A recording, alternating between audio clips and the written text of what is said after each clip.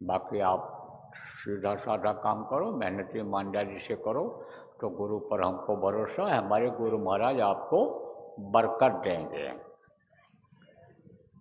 और प्रेमियों, और क्या करना रहेगा? बाल बच्चों की देख रेख के बाद, काम धंधा सब खत्म करने के बाद 24 घंटे में समय निकालना रहेगा आपको भजन के लिए, ध्यान के लिए। कितना समय? कम से कम 3 घंटा प्रैक्टिस में आपको निकालना रहेगा, शुरू में निकालना रहेगा, बाद में तो कम समय में भी काम बन जाता है, लेकिन शुरू में तो आपको 3 घंटा निकालना रहेगा। कभी भी समय निकाल लो, खंडों में करो, आधा घंटा करो, फिर 1 घंटा करो, फिर आधा घंटा करो, खंडों में निकाल लो। लेकिन यह समय आप अगर निकालोगे, मन को लगाओगे, मन को रोकोगे, तो गुरु की दया ज़्यादा मिलेगी। अब ये जो 3 दिन के साधना शिविर लगाई जाएगी, जिसके बारे में मैं कल भी बताया था, जो लोग पहले आ गए थे, आज बताया सुबह, और अभी आप जो बाद में आए हो बता देता हूँ। 3 दिन की अखंड साधना शिविर लगेगी, 3 दिन की। कब से लगेगी? 2 बार लगेगी। मकर संक्रांति के पहले जो खंडित साधना शिविर चल रही है, कभी भी कोई करे, अपने घरों में लगावे, जगह जगह करे, ये आप लोग जानते हो, सबके पास तक खबर है। नहीं है तो पुराने लोगों से पूछ लेना, भाई कैसे लगाना है, कैसे करना है, किस तरह से किया जाता है, ये पूछ लेना। पुराने लोग आपको मिल जाएंगे, इसी में आपको बता देंगे, तो आप को समझो उनसे वो मालूम हो जाएगा। तो ये 2 बार लगेगा। एक तो अभी 11 तारीख को लगेगा, इसी दिसंबर में, गुरुवार दिन पड़ेगा। आज भी गुरुवार ही है आज के दिन, और इतवार को 14 तारीख को ख़त्म होगा। सुबह 9 बजे चालू होगा और इतवार को सुबह 9 बजे ही समाप्त होगा। और गुरु महाराज की मौज दया से मैं ही शुरू कराऊंगा और मैं ही ख़त्म करूंगा उसको। मैं तो एक जगह रहूँगा, लेकिन ऑनलाइन अब सब सिस्टम बन गया है, ऑनलाइन आप तक दिख जाएगा, खबर हो जाएगी। मान लो जहाँ मोबाइल काम नहीं करता है, जहाँ पर यह सिस्टम नहीं है, वहाँ मोबाइल से या पाती दूत जिसको कहते हैं, संदेशा पहुँचाने वाले, आप संदेशा पहुँचा देना कि 9 बजे शुरू होगा सुबह और 9 बजे ही ख़त्म होगा। इतवार को 72 घंटे की साधना शिविर ये लगेगी। इसमें जो मन को रोक करके श्रद्धा विश्वास के साथ करेंगे, उनके ऊपर दया होगी। पहले स्थान, दूसरे स्थान, आप ये समझो कि धनी आपके ऊपर दया करते रहे, आपकी बार गुरु महाराज ही संभाल रहे हैं इस साधना शिविर को, इसलिए तीसरे और चौथे स्थान के धनी आपके ऊपर दया करेंगे। अभी तक जिसको दया नहीं मिली उसको दया मिलेगी। उज्जैन आश्रम पर भी साधना शिविर लगेगी। आप जिनको कुछ तरक्की मिल गई है अंदर में, कुछ भी अनुभव हो गया है, पहले हुआ था अभी हुआ, आप उज्जैन आ सकते हो, लेकिन पहले खबर कर देना वहाँ, ताकि वहाँ आश्रम के रहने वाले लोग आपकी कुछ व्यवस्था बना सकें, जो बना सकें रहने खाने की, पानी पेशाब की व्यवस्था बना सकें। नहीं एकदम अचानक सब लोग पहुँच जाओगे तो कैसे वहाँ व्यवस्था हो पाएगी? तो सबको तो आना नहीं है उसमें। जिनकी प्रबल इच्छा है कि हमको कुछ दया मिली है उसको हम और आगे बढ़ावें, वो लोग आ जाना आप। लेकिन ज़्यादा बुढ़े अगर आप कोई हो, शरीर से बहुत कमज़ोर हो, ठंडी गर्मी का असर आपके ऊपर जल्दी आ जाता हो, तो आप लोग अपने अपने घरों में करना। इसी तरह से बूढ़ी माताएं जो हैं वो भी नहीं आएंगी।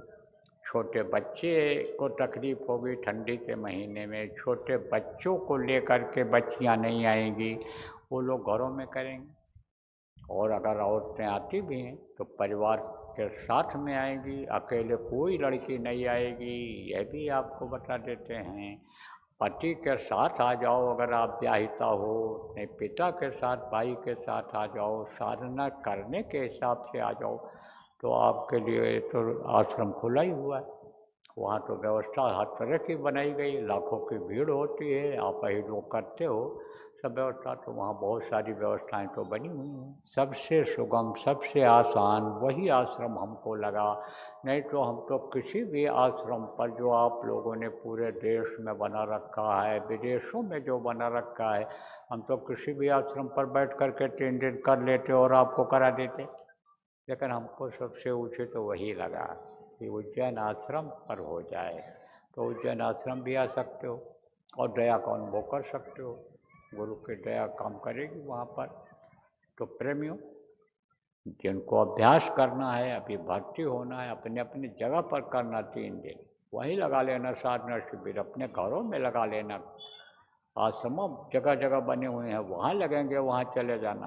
आप कहीं भी किसी गांव में जिसमें सत्संगी हैं उसमें लगा सकते हो, कहीं जहाँ जगह मिल जाए आपको, जो जगह दे दे उसके यहाँ लगा लो। सत्संगी नहीं भी है लेकिन जगह कोई दे देता है, धार्मिक है, जहाँ बाधा नहीं आती है, आपको डिस्टर्बेंस जिसको कहते हैं नहीं होता है, तो आप वहाँ भी लगा लेना, कोई दिक्कत नहीं है।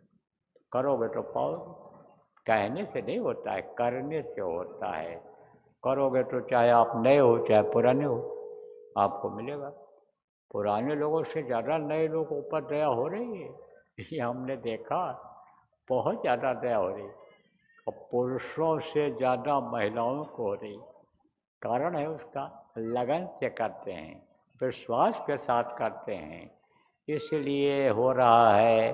आपने तो किया और छोड़ दिया, लेकिन वो करते हैं तो जो कहा जाता है वही करते हैं, लगे रहते हैं, तो लगे रहते हैं तो कुछ ना कुछ मिल जाता है। कहा गया ना, पड़ा रहे दरबार में, धक्का धनी का खाए, और कभी तो गरीब नवाजी, जो दर छाड़ न जाए, तो ये दर है दया लेने का। तो अब आपको नामदान देता हूँ, लेकिन एक प्रार्थना आप लोगों से है, क्या है? हाथ जोड़ कर विनय हमारी, तजो नशा बनो शाकाहारी, छोड़ो व्यभिचार बनो ब्रह्मचारी, और सत्युग लाने की करो तैयारी। मांस मत खाना, मछली मत खाना, अंडा मत खाना, और शराब या शराब जैसे तेज नशे का सेवन मत करना, और दूसरी औरत के साथ बुरा कर्म मत करना, बच्चियों दूसरे पुरुष के साथ बुरा कर्म मत करना, वही है ब्रह्मचारिता। कहा गया एक नारी ब्रह्मचारी, एक आहारी सदा व्रतधारी। बुजुर्ग लोग कहावत कहते थे, बुजुर्गों से सीख लेनी चाहिए। बुजुर्गों की सेवा करना लोगों ने बंद कर दिया, अब उनके पास उठना बैठना बंद कर दिया, तो कहाँ से सीख मिलेगी? तो आपको देता हूँ नामदान, बैठ जाओ, ऐसे जैसे मैं बैठा हूँ बैठो।